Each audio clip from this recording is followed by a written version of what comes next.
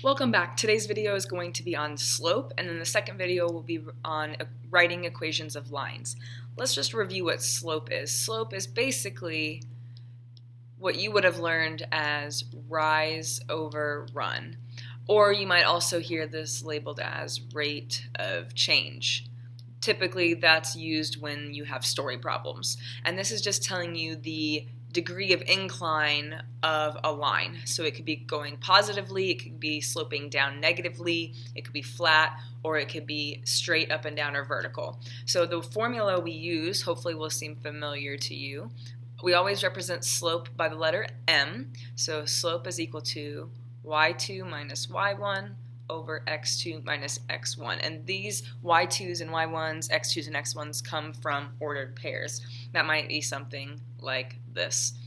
The points 5, 7, and then the point -3, -8.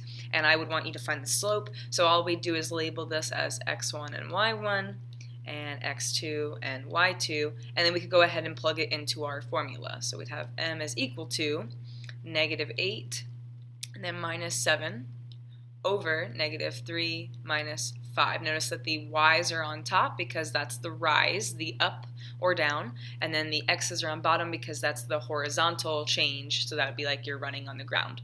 And then we can go ahead and simplify. We get -15 over -8.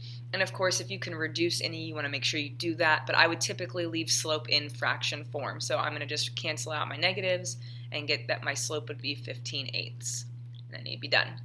So it's okay to change slope to a decimal, but most of the time it's going to be useful to you when it's written in fraction form, because that's going to tell you how much you're going to go up and over. So because this one is a positive answer, that means we have a positive slope, which would mean in a graph it would be going this direction. Okay?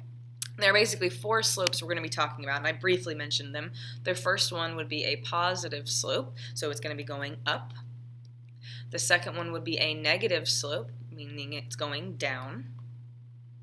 And then the other two are the zero slopes. So the zero slope means it's flat. Okay?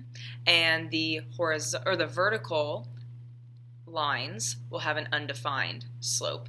And this kind of makes this face here. We can even put another zero there. So zero slopes are horizontal, undefined slopes are vertical, and then positive and negative. And this picture here that makes this kind of face I have on Weebly. It's called Mr. Slope Guy. So I would encourage you when you're done with the notes to go back and look at the video, or look at that picture, maybe draw in your notes.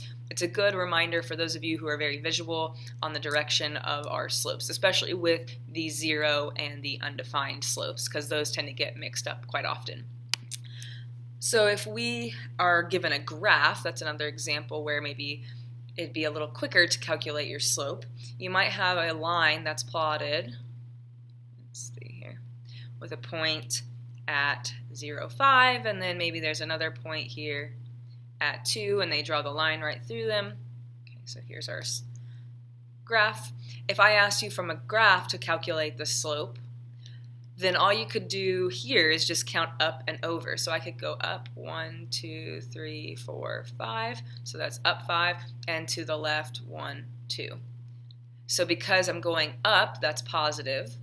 But then because I go to the left, that's going to be -2, towards the negative numbers. So my slope would be -5/2, or -2.5.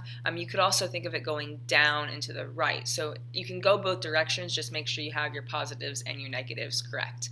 So it's really simple when you're given the graph, but if you're just given points, you want to make sure you use your formula or plot them if that's easier for you, but sometimes that takes a lot longer than just plugging it into the slope formula. That's really it for slope. If you have any questions, let me know, but the next video is going to be using slope and writing the equations of lines.